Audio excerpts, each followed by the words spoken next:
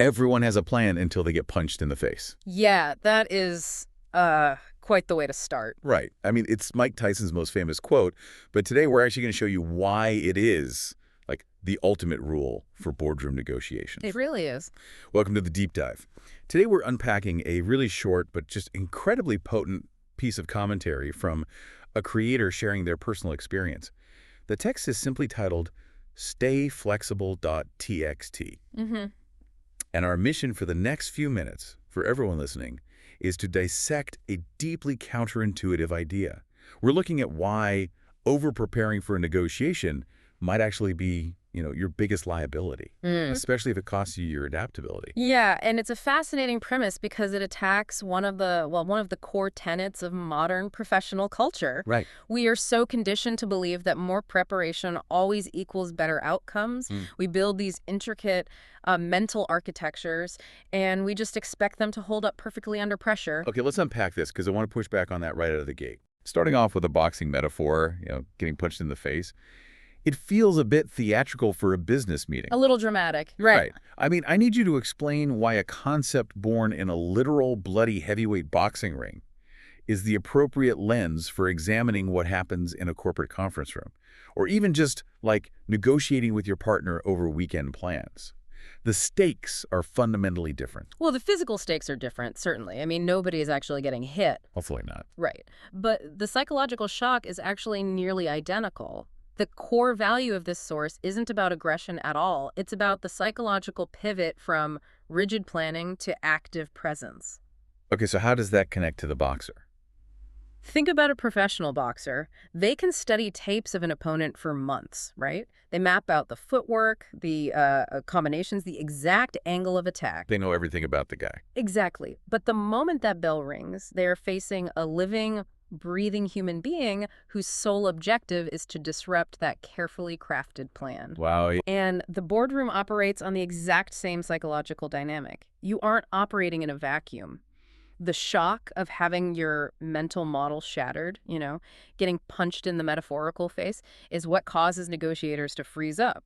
Because the reality doesn't match the plan. Precisely. It's the visceral realization that your blueprint no longer aligns with reality. Okay, that actually perfectly frames the first major point the author makes, which is basically a brutal critique of how we typically prepare. Yeah, they don't hold back. No, they don't.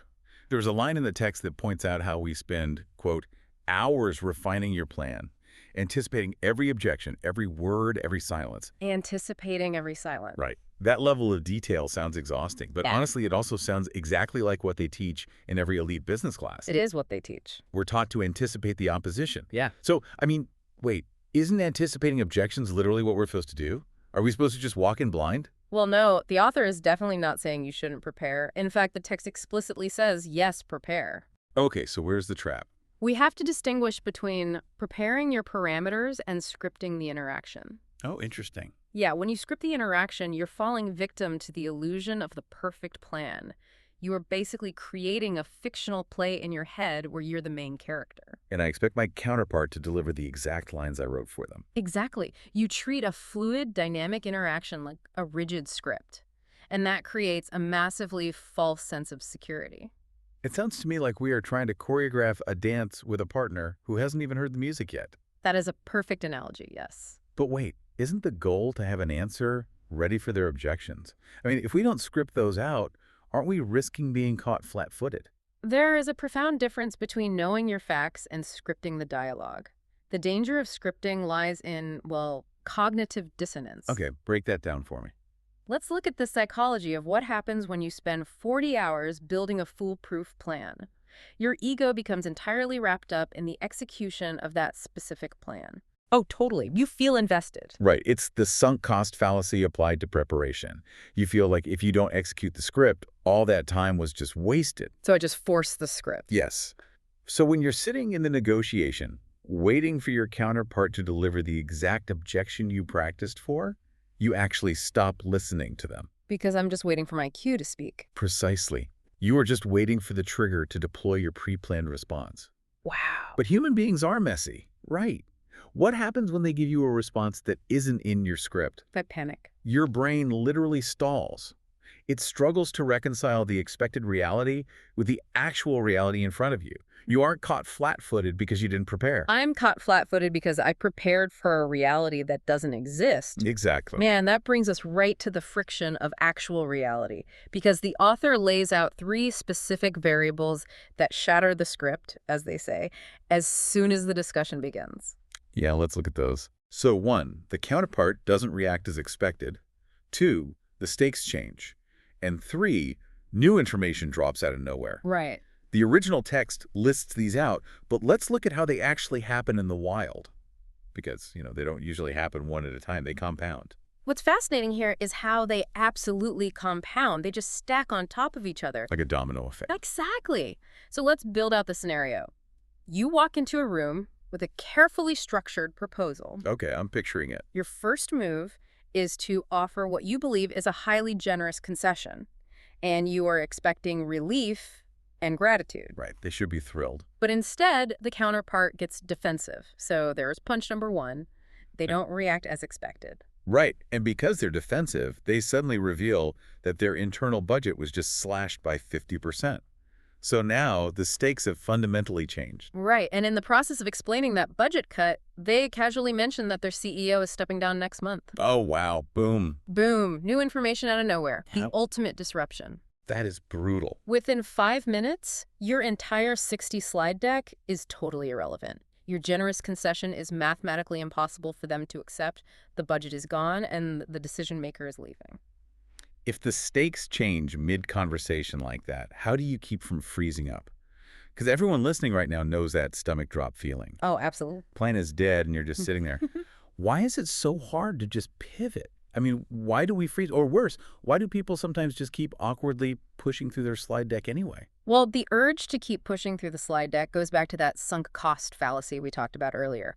But the freeze itself, that is purely neurological. Real. It is an amygdala hijack. Wait, an amygdala hijack? Yeah, so when your deeply held mental model breaks, when those 3 compounding punches land, your brain perceives it as a literal threat. Oh, wow. The amygdala, which is the fear center of the brain, takes over. Oh. And your prefrontal cortex, which handles logic and complex problem solving, essentially goes offline. So my brain is treating a broken PowerPoint presentation like there is a tiger in the room. In a sense, yes. Your heart races, your palms sweat, your mind goes completely blank. That's terrifying. It is. And that physiological response is the actual shock Tyson is referencing. The rigid planner panics because their map is broken, and their brain is caught in a loop trying to force the old map onto the new terrain. Even though the terrain has changed. Right. It's irrational, but it is a deeply human biological response. You cannot know everything before you enter the room, because a negotiation isn't a performance. It's an information-gathering exercise disguised as a bargaining session. I really want to dig into how we actually fix that. Yeah, Because the text does shift from diagnosing this problem to offering a solution. it does. The author insists that, quote, the plan is only as good as your ability to bounce back. And they tell the reader to be like a good boxer, to stay flexible, and to train to think quickly, listen, and move. We need to look really closely at the word train right there. Train, yeah. Planning is an intellectual exercise. Training, on the other hand, is a behavioral adaptation. Okay. The author isn't telling you to just try harder in the moment. They're telling you to build a specific reflex over time. So let's deepen that boxing metaphor then, because when I think of dodging a punch, I think of pure reaction time. Just violently moving your head out of the way. Right, relying on reflexes. But that can't be what the author means for a business meeting. We aren't dodging physical objects. How do you actually train to dodge a verbal or a structural punch? Well, think about how a truly elite boxer actually anticipates a punch. They aren't just watching their opponent's gloves. They aren't. No, because if you wait to see the glove flying at your face, it is already way too late. So what are they watching? You watch the chest, you watch the shoulder. Exactly. You watch for the mechanical shift that has to happen before the punch is even thrown, the dropping of a shoulder, the pivot of a hip. Ah, I see. In a negotiation, those shoulders are the subtle behavioral baselines. It's a slight hesitation before they answer a simple question.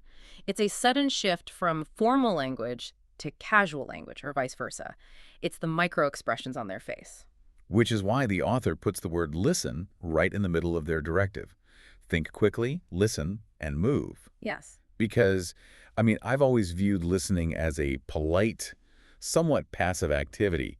You talk, then I listen, then I talk. Most people do. But the author is framing listening as the ultimate defensive maneuver. Listening is your radar. It's how you spot the punch coming.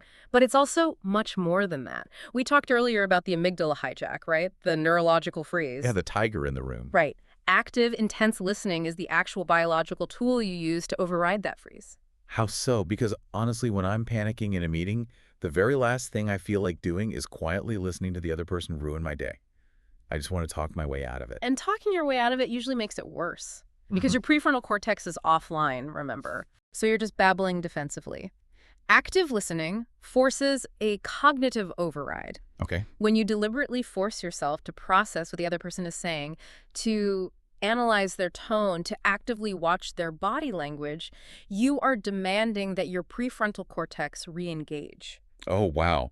So you are using the act of listening to literally pull your brain out of its panic state. Exactly. You stop focusing on your broken script and you start processing the actual reality in front of you. You cannot adapt to a punch you don't see coming. Right. And you definitely can't see it coming if you're internally mourning the death of your slide deck. Here's where it gets really interesting. Mhm. Let me offer an analogy to see if I'm tracking the mechanics of this. Let's hear it. It feels like the difference between memorizing a phrase book for a trip to a foreign country versus, actually putting in the years to become fluent in the language. I really like where you're going with this. Let's break that down. Okay, so if I just memorize the phrase book, I have my script. Huh? I can walk up to a local and ask flawlessly, where is the train station? That's my plan. And it's a good plan. Until they answer. Right. The moment the local replies with a complex, off-script answer, maybe they use a slang term, or they tell me the train is broken and I need to catch a bus down the street, my phrase book is instantly useless. And you freeze. I freeze. The mental model is broken. But if I'm fluent, I don't panic. I just process the new vocabulary, adapt to the concept of the bus, and ask a follow-up question. Because fluency is flexibility. Fluency is flexibility. That analogy holds up perfectly, and it really highlights the hidden danger of over-preparation. The rigid negotiator is the tourist staring frantically at the phrase book while the actual train leaves the station. They're just paralyzed. Yeah, they are so obsessed with saying their memorized line correctly that they literally cannot handle the actual conversation. Wow. But fluent negotiator is the one who puts the book away. They understand the underlying grammar of negotiation. So when the other side uses a slang term, so to speak, they don't freak out. Right. When faced with an unexpected demand or a sudden budget cut, they don't experience that amygdala hijack.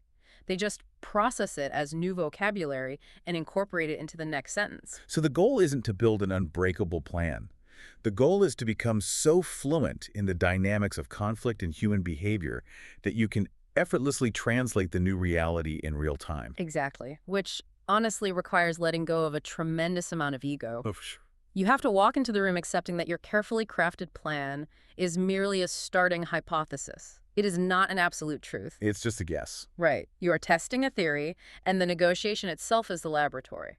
If the data comes back proving your theory wrong, you don't get mad at the data. You adjust the theory. That actually brings us to how the author wraps up this entire text, and I think it's incredibly telling. How so? Well, they don't just drop this heavy boxing metaphor and walk away claiming they have all the answers. They actually actively undermine their own authority. In a way, they do. They close by saying, quote, "That's just my opinion, based on my experience." And then they explicitly invite the audience to share a different perspective in the comments. Oh, and they remind them to give a thumbs up and subscribe, of course. Of course. But it is a deliberate tonal shift. They move from the harsh reality of getting hit to an open invitation for dialogue. Yeah. And to me, it proves the author actually practices what they preach. They're treating their own essay as a starting hypothesis. Yes. They're essentially saying, here is my plan, here's my thesis on negotiation. Now, do you have new information that changes it? They aren't clinging rigidly to their own script. It's a fantastic observation. You know, a rigid thinker treats their perspective as final, but a flexible thinker views their perspective as the current iteration, which is always open to an update. Always learning. Right. By asking for different perspectives, they are actively training that listening reflex we just discussed. They are inviting the punches, so to speak, because they know that's where the actual learning happens. So, synthesizing everything we've pulled from stayflexible.txt, we've got the Tyson quote, the illusion of control, the biological freeze, and the necessity of fluency over phrasebooks. We covered a lot of ground. We did. Oh. So what does this all mean? What is the ultimate actionable takeaway for the listener who is prepping for a major conversation tomorrow? I think it comes down to reallocating your cognitive resources. Okay. Do not stop preparing. You still absolutely need to know your bottom line, your market research, your core value proposition. Right, don't just wing it. Exactly. Don't wing it. But intentionally stop scripting the narrative. Stop spending energy trying to control the uncontrolled variables like the exact words they will use or the exact emotions they will feel. Because you can't control them. You can't. Instead, spend that energy priming your mind for resilience. Walk into the room expecting the landscape to change. Expect the punch. Expect the punch. And when the new information drops, recognize that stomach drop feeling for what it is. It's a biological reflex, not a failure. Use active listening to force your logical brain back online, process the new data, and move.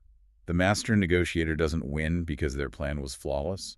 They win because their recovery was invisible. Oh, that's the perfect encapsulation right there. But, I want to leave you with one final thought, something to really chew on long after this deep dive ends. Lay it on us. The entire premise of this text relies on the metaphor of a boxing match, right? Dodging punches, surviving the round. Yeah. But it raises a fundamental question about the nature of our interactions. If Right. negotiation is truly a boxing match, what does it actually mean to win? Are we just trying to knock the other person out? Exactly. I mean, if you successfully dodge all their punches and land your own devastating counterattack, forcing them to concede everything, did you win? Maybe on paper. On paper, sure. But did you just permanently damage the relationship with a vendor or a client or a partner that you have to deal with again next week? Oh, wow. Yeah. Perhaps the ultimate form of flexibility isn't just about surviving the punches.